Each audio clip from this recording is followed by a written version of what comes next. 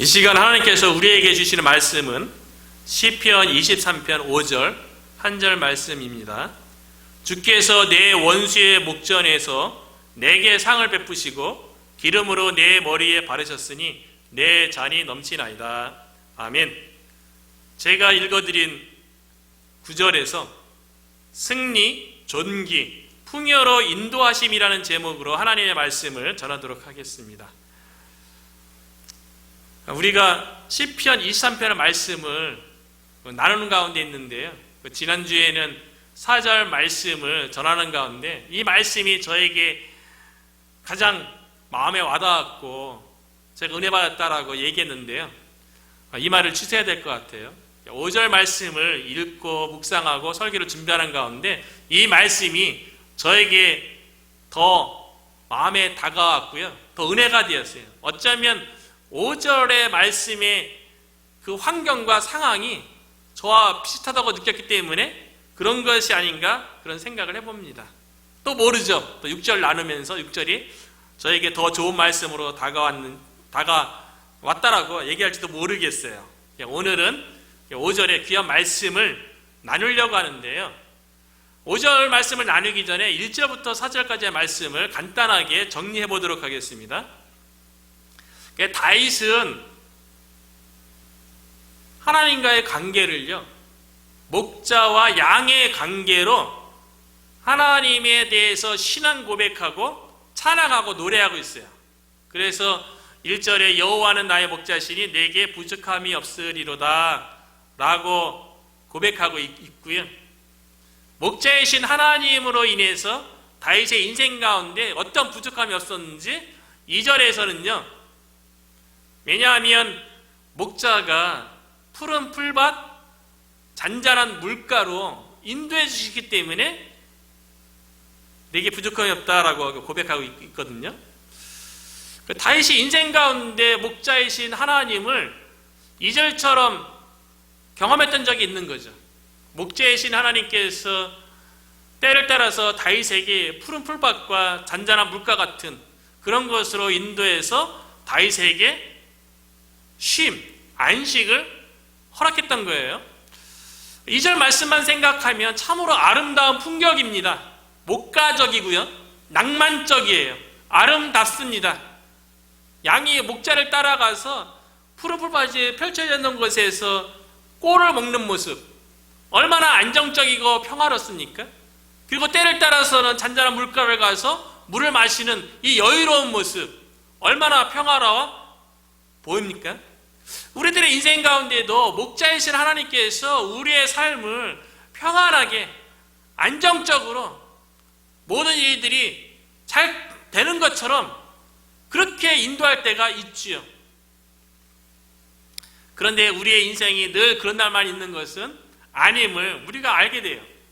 다윗도 보니까요, 목자이신 하나님을 찬양하는 가운데 2절에 그 평화롭고 아름다운 모습은 2절에만 기록되어 있고요, 3절부터 5절까지의 말씀은 다윗이 힘들고 어려운 상황 가운데서 목자이신 하나님을 경험한 것을 찬양하는 거예요.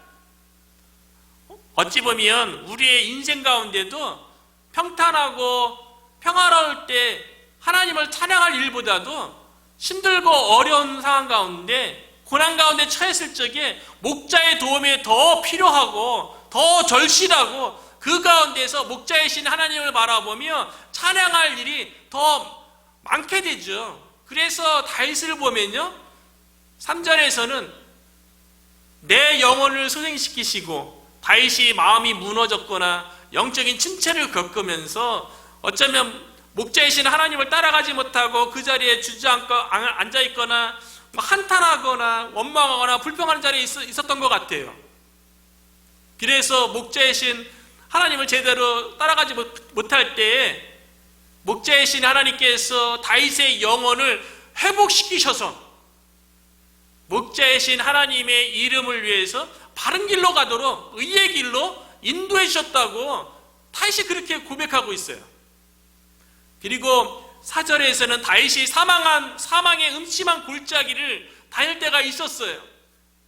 인생의 극심한 고난 가운데 죽음이 엄습하는 것 같은 그런 고통 가운데 목자이신 하나님께서 다윗과 함께 하심으로 주의 지팡이와 막대기가 다윗을 든든히 지키시고 보호해 주신 것을 경험하고 하나님을 노래하고 있어요.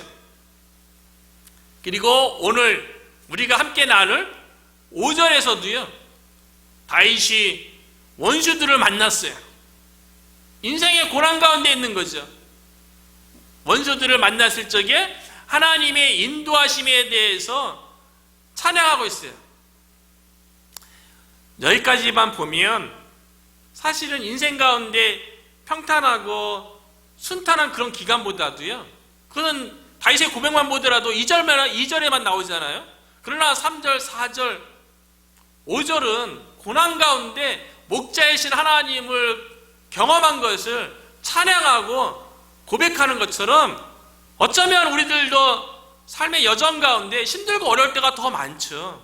영적으로 침체될 때도 있고요. 극한 사망의 음침한 고차기 같은 극한 고통 가운데 우리가 놓일 때도 있고요. 어쩌면 나하고 마음이 안 맞아서 원수지간이 되는, 원수를 만나는 그런 상황 가운데 우리가 있을 수 있죠. 그때에 우리가 어떻게 목자이신 하나님을 경험하고 찬양할 수 있는지를 오늘 나누려고 하는데요. 5절 말씀을 제가 이제 서두에서는 개역 개정역을 읽었고요. 이번에는 제가 쉬운 성경 번역을 한번 읽어보도록 하겠습니다. 주님께서 원수들이 보는 앞에서 내게 식탁을 차려주십니다. 그리고 주님께서 내 머리 위에 향기로운 기름을 바르시며 내 잔이 넘치도록 가득 채워주십니다. 아멘. 여기서 조금 다른 부분은 개역 개정역에는 내 원수의 단수로 번역됐는데, 쉬운 성경 번역에는 내 원수들이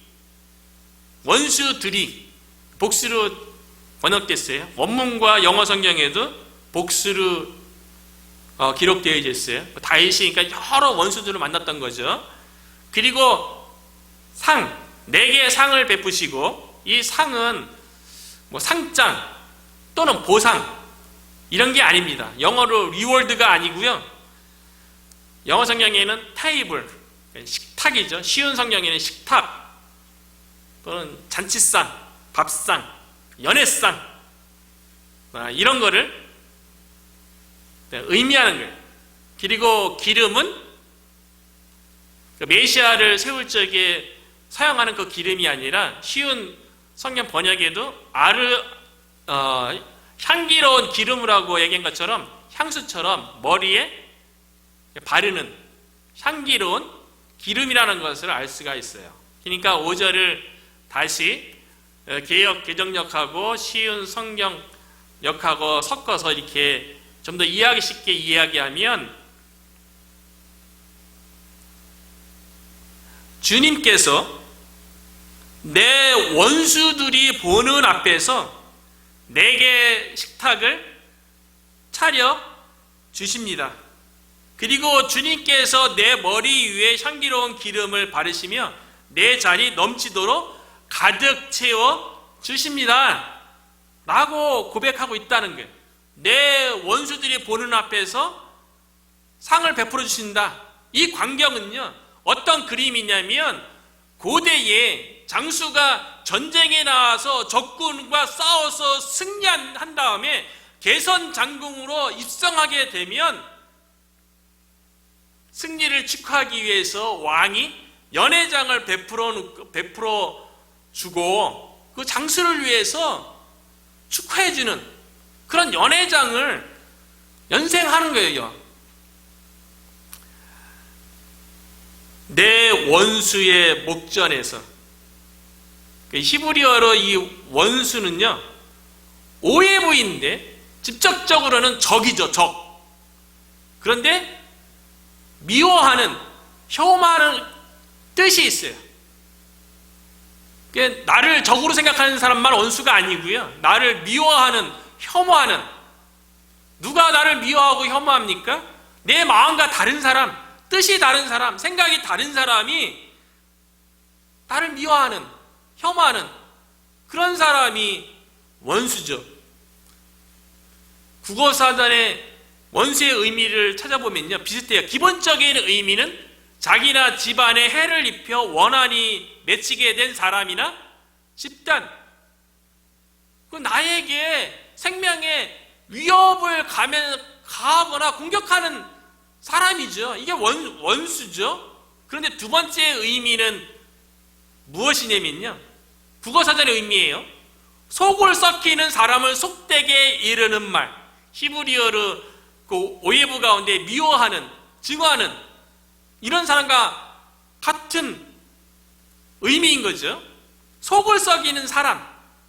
그런데 국어사전의 부연 설명이 재미있습니다. 주로 자식이나 배우자처럼 매우 가까운 사람을 이른다.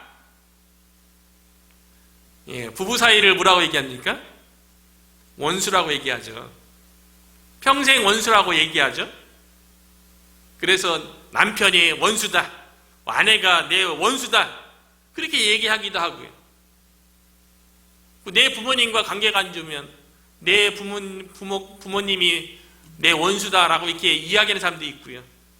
내 자식과 마음이 안 맞고 뜻이 달라서 틀어지면 자식이 내 원수다. 그 자식이 속을 썩이게 되면, 그쵸, 자식이 원수다라고 얘기하죠. 어떤 친구 사이에 마음이 틀어져서 속이 상하게 되면 그 친구가 원수가 되기도 하고요. 이웃이 원수가 되기도 하고요. 가까이 있는 사람 가운데 마음이 틀어지면 원수가 되는 거죠. 다윗의 인생에서 원수들은 누구였을까요? 직접적인 원수는 적은, 눈에 보이는 적은 주변 이방 국가들이죠. 그래서 다윗이 직접 싸웠던 골리앗이 원수고요. 그 블레셋의 군대가 다윗의 원수였죠. 그리고 다윗이 가나안 땅을 정복하고 확장하는 가운데 가나안 족속들이 원수였고요. 그리고 이스라엘을 확장하는 가운데 모압이라든가 암몬이라든가 아람이라든가 이런 국가들이 다윗에게는 원수였어요. 그리고 원수의 의미 가운데 미워하는, 증오하는 의미가 있다 그랬잖아요. 가까이 있는 사람 가운데 있는 사람. 다윗에게 이런 원수들은 누구였을까요? 다윗의 속을 썩이게 했던 사람. 다윗에 가장 가까웠던 사람 가운데 부부의 인연을 맺었던 사라 왕의 딸 미갈이었지. 다윗성에 법궤가 들어올 때에 다윗이 그 법궤를 바라보며 너무 기쁘고 즐거워서 춤을 추다가 옷이 내려가는 그런 일이 벌어졌어요. 다윗은 하나님의 임재, 하나님의 영광이 지금 다윗 성으로 들어오고 있으니까 그것이 너무나도 기쁘고 하나님을 찬양하는 가운데 바지가 흘러내렸는데, 미갈은 부바로서 마음을 같이 하고 뜻을 같이 해서 그 법궤로 인하여서 하나님을 찬양하고 함께 기뻐하고 즐거워 함께 춤추면 얼마나 좋았겠어요. 그런데 미갈은 다윗과 마음을 같이 하지 않았어요. 다윗의 마음을 속삭였어요. 그래서 미갈이 다윗을 조롱하고 없이 여겼어요. 그런 미갈을 보면서 다윗이 마음의 속이 상했겠죠. 원수죠. 다윗의 아들들로 인해서도 다윗은 속이 썩었죠. 첫째 아들 암논은 이복 여동생 다말을 계획적으로 강간한 일이 벌어졌고요. 셋째 아들 압살롬은 아버지의 왕권을 쟁탈하기 위해서 반역을 했죠. 그리고 넷째 아들 아도니아도 왕이 되고자 음모를 꾸몄었어요. 아들들로 인해서 다윗의 마음이 얼마나 수상했겠어요. 자식들이 원수였던 거죠. 그런데 다윗은 뭐라고 고백합니까? 주께서 자신의 마음을 속상하게 하고 힘들게 했던 사람들에 대해서 다윗 스스로 그 원수를 갚지 않았어요. 사울 왕에 대해서도요, 사울 왕을 죽일 기회가 여러 번 다윗에게 있었지만 다윗은 그렇게 하지 않았다고요. 다윗은 누가 자신의 원수를 갚게 했습니까? 주께서 내 원수들이 보는 앞에서 내게 상을 베푸시고, 다윗의 원수들에 대해서 하나님께서 승리케 하시고 잔치를 벌이도록 했다는 거예요. 근데 표현이 너무나도 재밌는 것 같아요. 원수들이 보는 앞에서 잔치상을 베푸시고 식탁을 차리시고, 상상해보면 재미있잖아요. 나하고 마음이 안 맞았던 사람이에요. 나하고 계획과 뜻이, 목적이 이런 게 안 맞아갖고 마음이 틀어졌던 가까운 사람이에요. 그런데 하나님께서 어떻게 하신다고요? 목자이신 하나님께서, 주님께서 내 원수들이 보는 앞에서 잔치상을 차려놓고 하나님과 더불어 식사하도록 베푸신대요.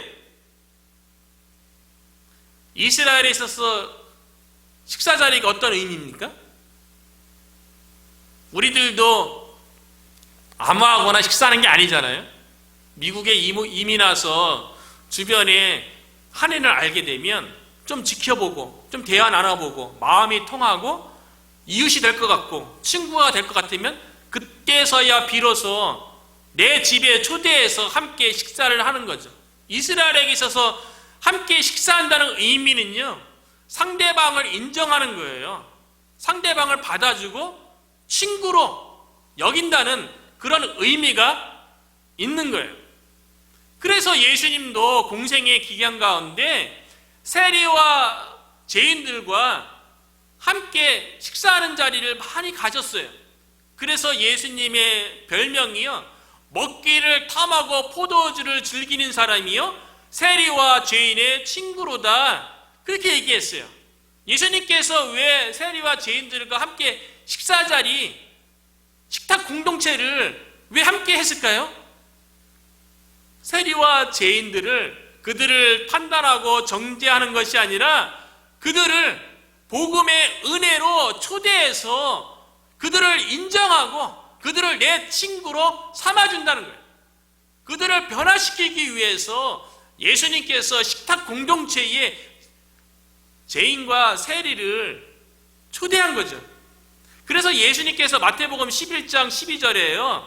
예수께서 들으시고 이르시되 건강한 자에게는 의사가 쓸데없고 병든 자에게라야 쓸데있느니라.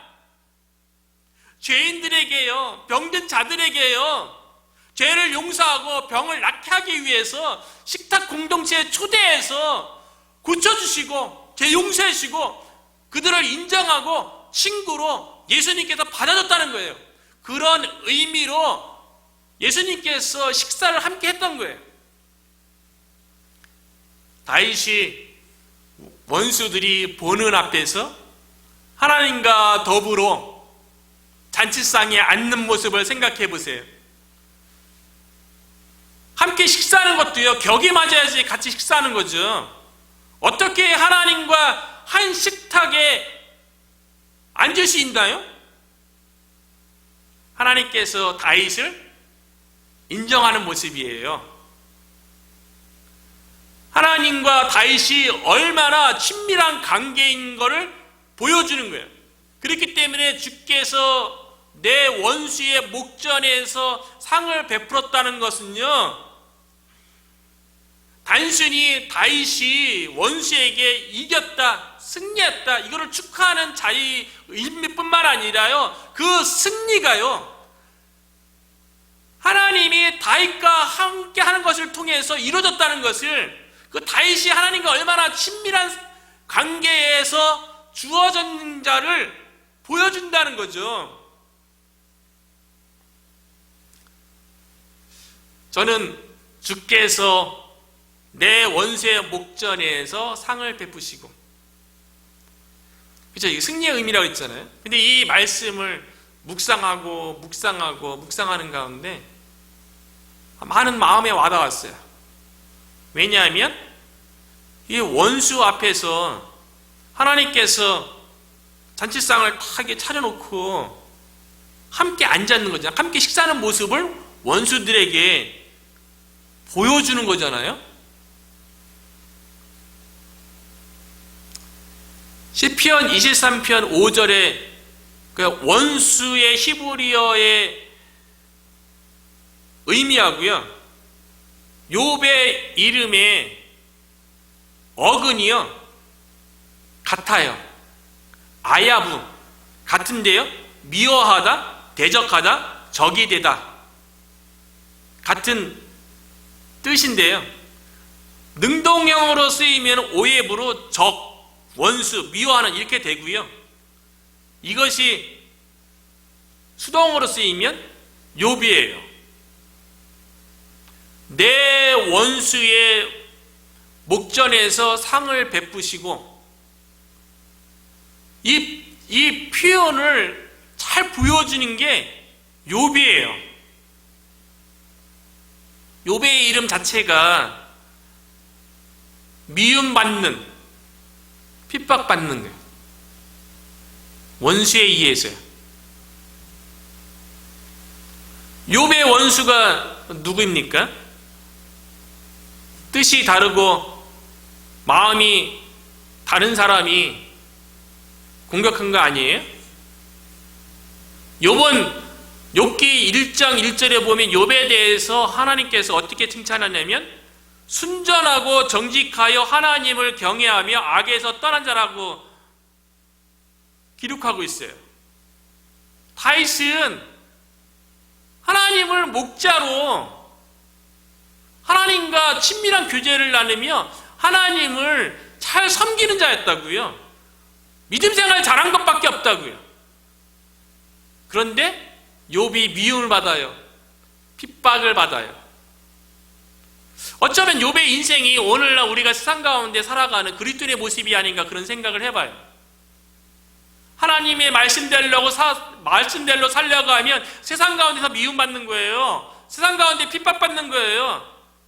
욥이 왜 핍박받습니까? 하나님 앞에 순전하고 정직하고 하나님만 경외하고 악에서 떠나서 살려고 그러니까 핍박받는 거죠. 우리도 욥처럼 살려고 해봐요. 욥의 이름처럼 미움받고 핍박받게 되는 거죠. 세상 가운데 살아가는데 신앙생활 하는데 아무런 미움도 안 받고 핍박도 안 받는다? 그럼 신앙생활 되돌아봐야 돼요. 욥이 미움받고 혐오받아서 처음으로 사탄에게 공격받습니다. 사탄이 가장 싫어하죠. 욥의 인생을요. 그래서 사탄이 공격하는데요, 욥에게 있는 자식 10명을 다 데려갑니다. 아들 7명, 딸 3명을 죽이죠. 그리고 욥에게 있는 모든 재산을 빼앗아 갑니다. 수많은 가축들을 잃게 하죠. 그리고 요셉 자신의 건강도 사탄이 잃게 해요. 그래서 욥의 몸 가운데 발바닥부터 정수리까지 종기가 나게 한 거예요. 그러니까 너무 종기 때문에 가려우니까 제 가운데 들어가서 기아 조각으로 종기 난 데를 이렇게 너무 가려우니까 긁는 그런 고통 가운데 욥이 있었던 거죠. 욥이 사탄에게만 공격받습니까? 아까 원수가 가장 가까운 사람이라고 했잖아요. 욥에게 있어서 가장 가까운 사람 누구겠어요? 아내죠.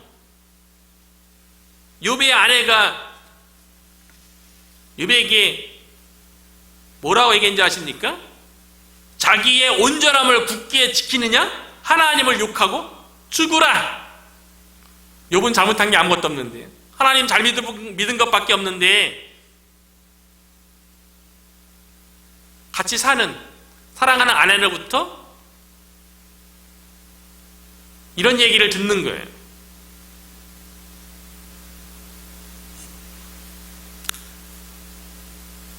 이렇게 공격받은 것으로 끝난 게 아니죠. 욥에게 있어서 가까운 친구, 3명의 친구가 있잖아요. 엘리바스, 빌닷, 그리고 소발이 있죠. 욥기 42장에 보면 42장으로 이루어져 있는데요, 대부분의 내용은 세 친구가 욥을 공격하는 내용이에요. 욥을 미워하는 내용이에요. 욥에게 있어서 원수들이죠. 욥과 뜻을 같이 하는 게 아니죠.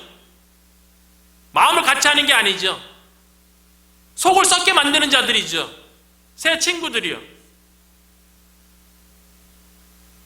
욥을 향해서 너가 하나님 앞에서 뭔가 잘못했기 때문에 지금의 고난을 당하는 거라고 세 명이서 돌아가면서 끊임없이 욥을 공격하는 거예요.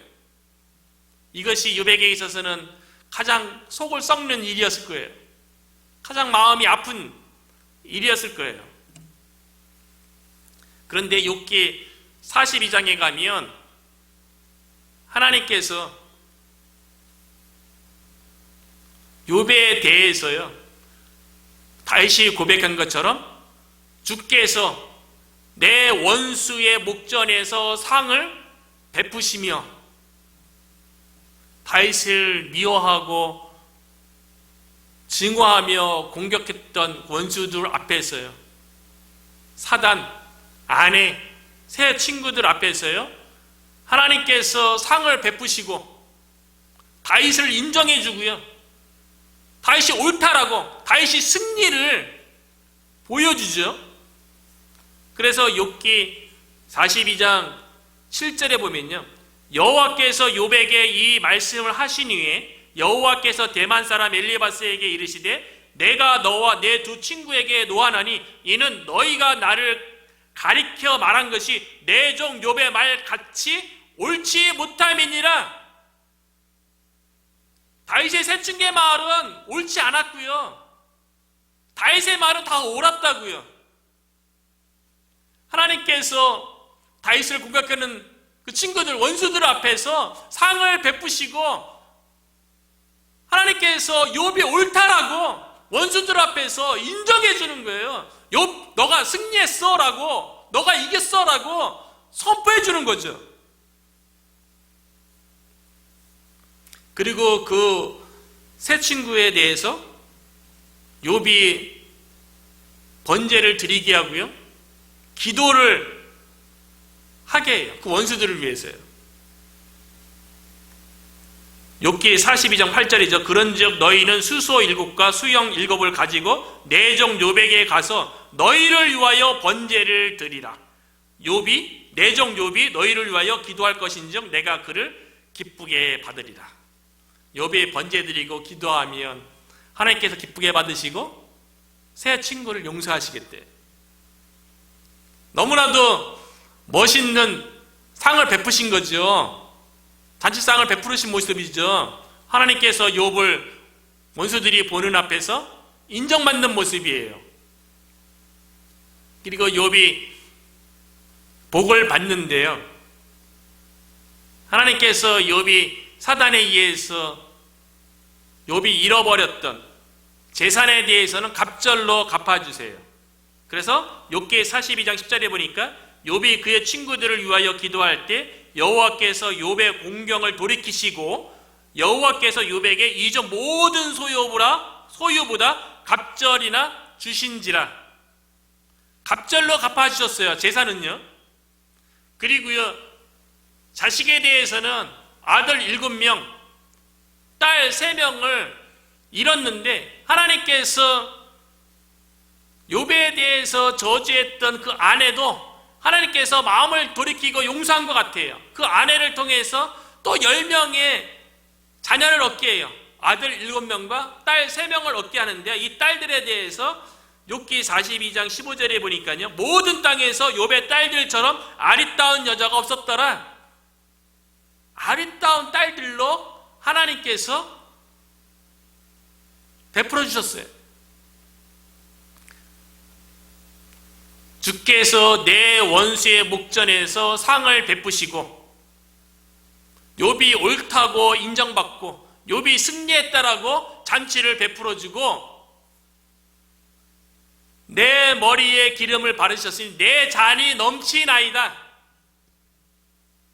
내 잔이 넘치나이다. 다윗의 삶 가운데 하나님께서 부어주시는 갑절의 재산과 아름다운 자녀들을 허락하심으로 욥이 풍요의 은혜를 하나님으로부터 받게 된 것이죠.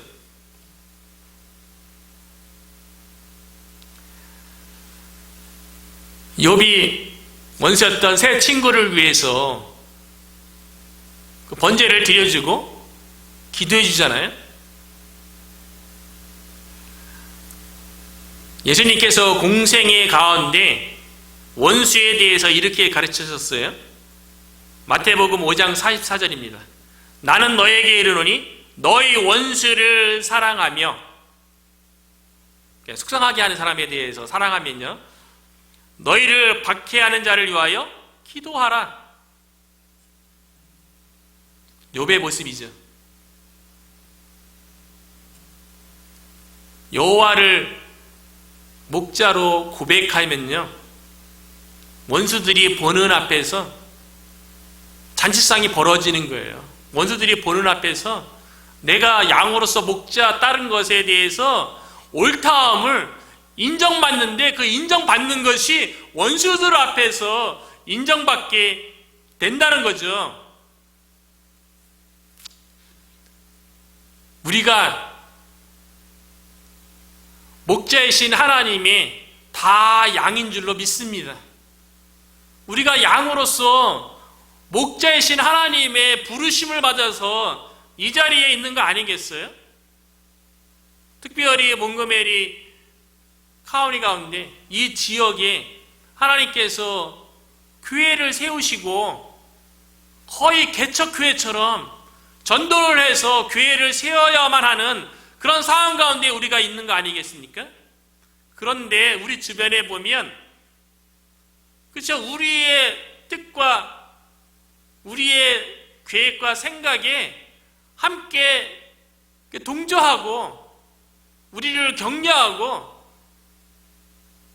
우리를 축복한 사람이 그렇게 많지 않은 것을 보게 되잖아요. 주변에서 보면 그런 얘기도 합니다. 이 주변에 대형교회가 있다, 개척하기 힘들다, 이런 얘기도 하고요. 그리고 주변에 둘러보면 한인교회들 많은데 뭘 또 교회를 개척하냐, 이렇게 이야기하는 사람들도 있어요. 우리와 뜻을 같이 아니하고 우리의 마음을 상하게 하는 그런 이야기가 들려올 때가 있죠. 그런 상황이라 할지라도 주께서 내 원수가 보는 앞에서 우리가 목자이신 하나님의 부르신 가운데 이곳에 있는 거 아니겠어요? 목자이신 하나님이 우리에게 주신 사명 때문에 주의 몸된 교회를 세우기 위해서 전도하고 사람들을 만나는 거 아니겠어요? 우리의 목자이신 하나님께서 우리 주변의 원수 같은 사람들 앞에서 잔치상을 베풀어 주실 그날이 올 줄로 믿습니다. 우리가 주의 부르심에 순종해서 걸어왔던 이 길에 대해서 하나님께서 인정하시고 원수들 앞에서 그것을 보이는 그날이 우리에게 다가올 줄로 믿습니다. 하나님께서 원수가 보는 앞에서 우리에게 상을 베푸실 그때에, 우리가 옳았다고 인정받는 그때에 하나님께서 또 다른 은혜를 허락해 주실 거예요. 그것이 뭐냐면 25절 후반부에 보니까요, 내게 상을 베풀고요, 기름으로 내 머리에 바르셨으니, 이 기름은 향기로운 기름이라고 얘기했죠. 고대 이스라엘의 풍습 가운데요, 식사를 준비하고 손님을 초대하면요, 바깥에서 집으로 들어오기 전에 손님에 대해서 존귀하게 여기고 정중하게 모신다는 의미로 머리에 향기로운 기름을 부어줬다는 거예요.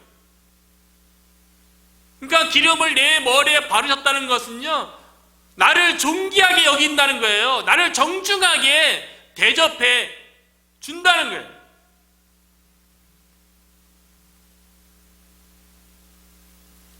다윗이 수많은 원수들 앞에서 잔치상을 베풀어줬죠. 다윗이 승리했어요.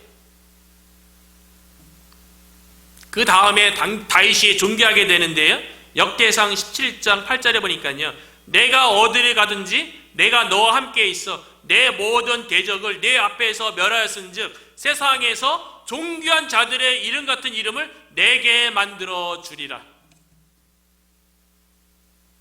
하나님께서 승리케 하신 다음에요, 존귀한 자로 여겨주는 거예요. 하나님을 목자로 따르는 자들에게요, 하나님께서 원수가 보는 앞에서 상을 베풀어 주시고 인정받게 하시고 승리케 하시고 존귀한 자로 여겨주시는데요, 이미 우리는 하나님 앞에서 존귀한 자로 여김받은 자인 줄로 믿습니다. 왜냐하면 우리의 선한 목자이신 예수님의 그 식탁 공동체의 그 자리에 우리가 이미 초청받아서 식사한 자들이에요. 선한 목자로 인하여서 우리가 이미 죄 용서함 받고 식탁에 앉아서 선한 목자이신 예수님과 더불어 친교를 나누고 교제를 나누는 그런 관계가 되었다고요. 그 선한 목자이신 예수님으로 인하여서 우리를 반대하고 우리에 대해서 미워하고 증오하는 자들 앞에서 우리의 삶이 옳다라는 것을 인정받았다고요. 우리가 존귀한 자입니다. 베드로전서 2장 9절에 보니까요, 그러나 너희는 택하신 족속이요 왕같은 제사장들이요 거룩한 나라요 그의 소유가 된 백성이니 이는 너희를 어두운 데서 불러내어 그의 기이한 빛에 들어가게 하신 이의 아름다운 덕을 선포하게 하려 하심이라. 우리가 이미 예수 그리스도의 식탁 공동체에 참여해서 존귀한 자로 인정을 받았고 존귀한 사역을 감당하는 자로 우리가 부름받은 줄로 믿습니다.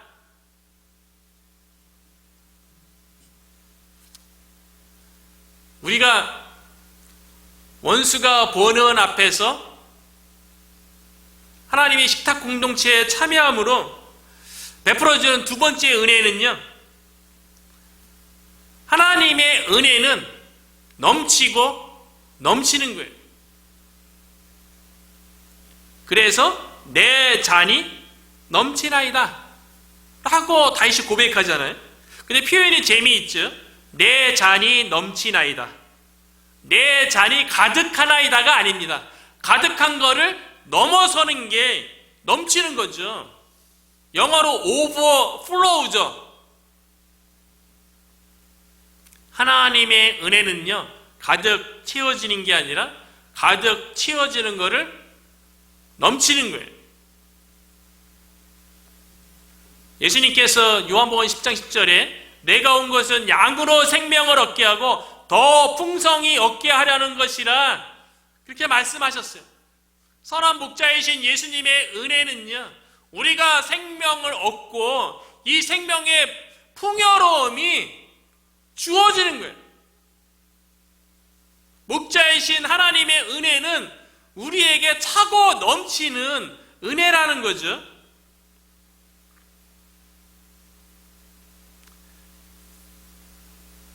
그래서 예수님께서 공생의 기간 가운데 갈릴리 해변에서 오병이어의 기적을 일으켰을 때를 보면요, 한 아이의 식사 분량에 불과한 보리떡 5개야 물고기 2마리를 가지고요,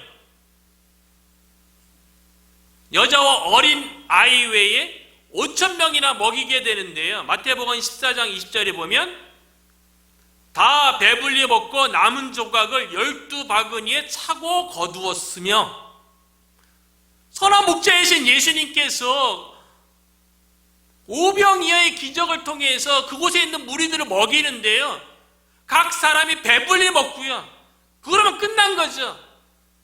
충만한 은혜죠. 그런데 차고 넘쳐서 12강줄이나 남았다는 거예요. 하나님의 은혜는요, 우리에게 차고 넘치도록 주어진다는 거예요. 그래서 사도 바울이 빌립보 교회를 향해서 이렇게 얘기하는 거예요. 빌립보서 4장 19절인데요. 나의 하나님이 그리스도 예수 안에서 영광 가운데 그 풍성한 대로 너희 모든 쓸 것을 채우시리라. 그래서 빌립보 교회에 필요한 것들을 풍성하게 채우시는 거예요. 빌립보 성도들의 필요한 것들을 풍성하게 하나님께서 채우신다는 거예요. 우리가 여호와 하나님을 나의 목자로 삼는다면 우리의 삶 가운데 우리와 마음을 같이 하지 않고 우리와 원수같이 나를 미워하기도 하고 증오하기도 하고 핍박하기도 하고 내 마음을 숙성하게 하는 그런 가까이 있는 사람들 있을 수 있죠. 그러나 나의 목자이신 하나님만 바라보고 쫓아간다면 반드시 여호와 하나님께서요, 원수가 보는 앞에서 언젠가 상을 베풀어 주시는 거예요. 우리가 옳았다고, 우리가 이겼다고, 내가 이겼다고 인정하는 그날이 오고요. 그때에 하나님께서 우리를 향기로운 기름을 머리에 바르는 것처럼 우리를 존귀한 자로 여겨주시고요. 내 잔이 넘치나이다. 잔치가 베풀어진 그 상에 잔에 포도주가 넘치는 것처럼 내 삶의 잔, 나의 기업이 될 수가 있는 거죠. 나의 삶의 터전이 될 수 있는 거죠. 나의 사역이 될 수가 있는 거죠. 내 잔이 넘치나이다. 풍성하게 채우시는 그 하나님의 은혜가 저와 여러분에게 우리 교회 가운데 주어질 줄로 믿습니다.